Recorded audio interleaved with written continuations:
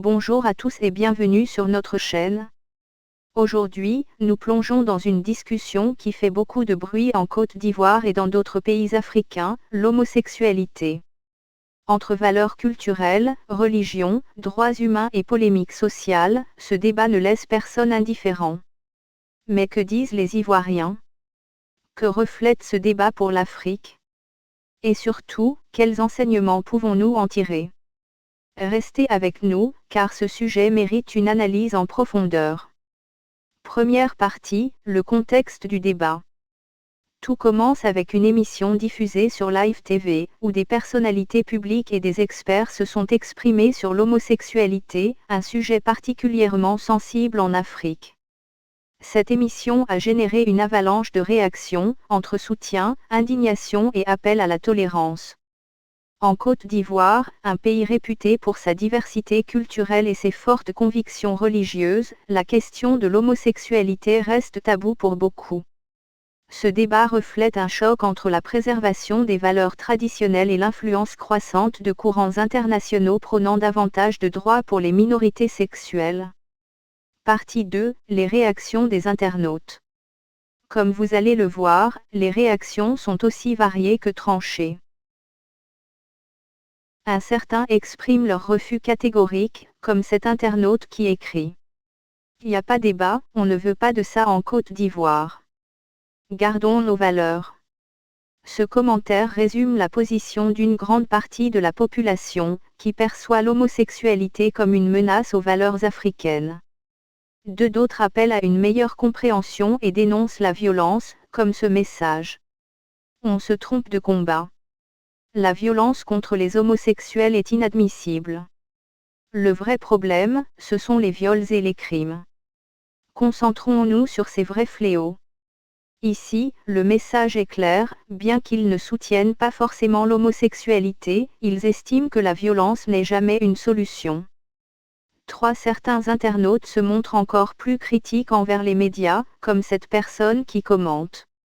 Au lieu d'enseigner à nos jeunes la technologie et les sciences, on perd du temps à débattre d'homosexualité. Cette chaîne de télévision devrait être interdite. Ce commentaire illustre une frustration face à l'idée que ces débats détournent l'attention des problèmes socio-économiques pressants. Partie 3, point de vue divergent. Ce débat reflète plusieurs tensions sociales et politiques. D'un côté, on retrouve des partisans de la tradition, pour qui l'homosexualité est perçue comme une importation occidentale. Certains demandent même au gouvernement d'interdire ces pratiques, estimant qu'elles vont à l'encontre des valeurs culturelles africaines. Comme cet internaute l'écrit. Chez eux, ils interdisent la polygamie, mais ils veulent nous imposer l'homosexualité. Pourquoi vouloir importer leurs pratiques chez nous? Mais d'un autre côté, d'autres soulignent que l'homosexualité a toujours existé en Afrique, mais était gérée différemment dans les sociétés traditionnelles. Un autre commentaire pertinent attire l'attention. Les lois contre l'homosexualité viennent de la colonisation. Les sociétés africaines n'ont jamais eu de problème avec leurs homosexuels avant l'arrivée des lois coloniales. Cette position nous rappelle que ce débat est également politique et historique, touchant à l'identité africaine et à la souveraineté culturelle. Passons à la partie 4, vers une réflexion plus profonde. Au-delà des oppositions, certains internautes ont tenté d'appeler à un débat plus nuancé. Par exemple, tous les homosexuels ne sont pas des violeurs, tout comme tous les hommes hétérosexuels ne le sont pas. La justice doit s'attaquer aux vrais problèmes, pas à des individus qui vivent leur vie. Ce commentaire met en lumière l'importance de distinguer orientation sexuelle et criminalité, une confusion malheureusement fréquente dans ces discussions. D'autres ont également appelé à une certaine tolérance tout en respectant les limites culturelles, comme le souligne cet internaute. La tolérance ne veut pas dire porte ouverte à l'exhibition qui choque la majorité. Mais chacun devrait pouvoir vivre en paix, dans la discrétion. Ces réflexions montrent qu'il est possible de concilier valeurs culturelles et respect des droits humains, mais cela demande du dialogue et surtout une meilleure éducation pour combattre les préjugés. Partie 5, questions ouvertes et conclusions. Alors, que retenir de ce débat?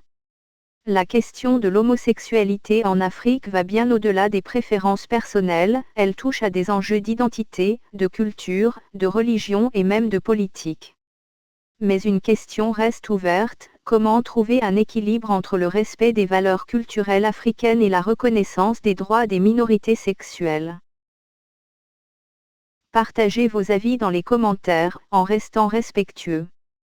Ce débat nous concerne tous, car il reflète les tensions entre tradition et modernité, une problématique qui dépasse largement la question de l'homosexualité. Il est important de préciser que ces analyses s'appuient sur une centaine de commentaires recueillis parmi les internautes, soit environ 7% des réactions publiées à la date du 27 novembre 2024.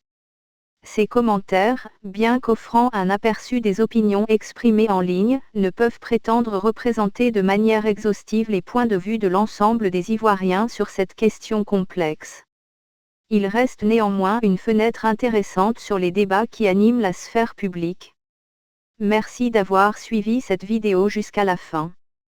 Si vous avez trouvé ce sujet intéressant, n'oubliez pas de liker, de vous abonner et d'activer la cloche pour ne manquer aucune de nos prochaines analyses. À très bientôt pour un nouveau débat sur notre chaîne. Ensemble, réfléchissons, débattons et avançons. Merci et à bientôt.